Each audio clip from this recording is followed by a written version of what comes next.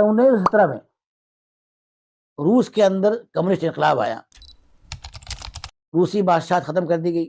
انقلاب سے پہلے کمیونسٹوں کے سربراہ لینن نے مسلمانوں سے وعدہ کیا کہ اگر ہم کامیاب ہو گئے تو تمام مسلمانوں کو آزاد کر دیں گے۔ مسلمانوں نے اس کے وعدے پر بھروسہ کر کے کمیونسٹوں کا ساتھ دے دیا، لیکن اقتدار میں آنے کے بعد لینن اپنے وعدے سے مکر گیا۔ سارے مسلم علاقوں پر روسی تسلط جوں کا توں برقرار رہا، بلکہ 1924 میں اسٹالین برس اقتدار آیا تو اس نے مظالم کے سارے ریکارڈ توڑ دیے۔ اس نے تقریباً 5 کروڑ مسلمانوں کو قتل کر ڈالا۔ کریمیا، جہاں کی 100% آبادی مسلمانوں پر مشتمل تھی، اس پورے خطے کو مسلمانوں کے وجود سے خالی کروا دیا۔ وہاں روسیوں اور یوکرینیوں کو لا کر بسایا۔ روس بھر میں موجود ساری مسجدوں میں تالے لگوا دیے۔ اذانوں، نمازوں، قرآن و حدیث اور عربی کتابوں کے پڑھنے پر پابندی لگا دی۔ اسٹالین نے مسلمانوں کا جینا دوبھر کر دیا۔ روسی کمیونسٹ روسی بادشاہوں سے بڑھ کر زیادہ خونخوار ثابت ہوئے۔ 70 سال تک مظالم کا یہ سلسلہ جاری رہا۔ سن 1991 میں روس سے کمیونزم کا خاتمہ ہو گیا۔ مسجدیں کھل گئیں، اذانوں، نمازوں اور دیگر اسلامی شعائر کی ادائیگی سے پابندی ہٹ گئی۔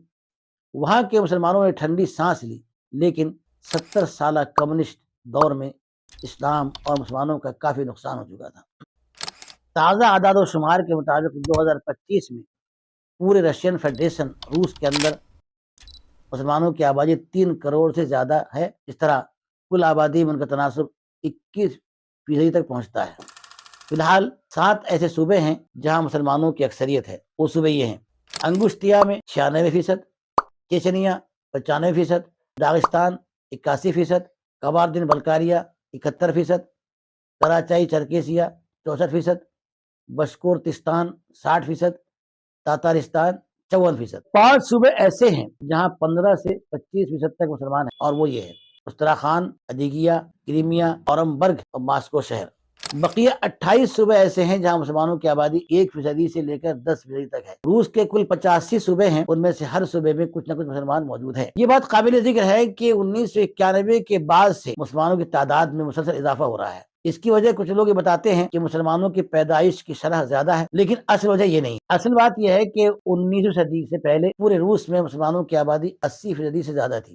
19 صدی میں مسلمانوں کے اقتدار کا مکمل خاتمہ ہو گیا۔ بہت سارے مسلمان مارے گئے، کچھ بھاگ کر چلے گئے، کچھ عیسائی بن گئے۔ پھر جب 20ویں صدی میں روسی کمیونسٹ اقتدار میں آئے، بہت سارے مسلمان یا تو کمیونسٹ بن گئے تھے یا پھر اپنی اسلامی شناخت چھپا لی تھی۔ 1991 سن عیسوی کے بعد جب مذہبی آزادی ملی تو بہت سارے حضرات اپنی اسلامی شناخت کو ظاہر کرنے لگے ہیں، اور کچھ کمیونسٹ تائب ہو کر اسلام کا دامن تھام رہے ہیں۔ اس طرح روس کے اندر مسلمانوں کی تعداد بڑھتی جا رہی ہے۔ اس کا اندازہ اس سے لگایا جا سکتا ہے کہ 1991 سے پہلے روس میں صرف 250 مسجدیں تھیں، لیکن 2025 تک مسجدوں کی تعداد میں بے پناہ اضافہ ہو گیا ہے۔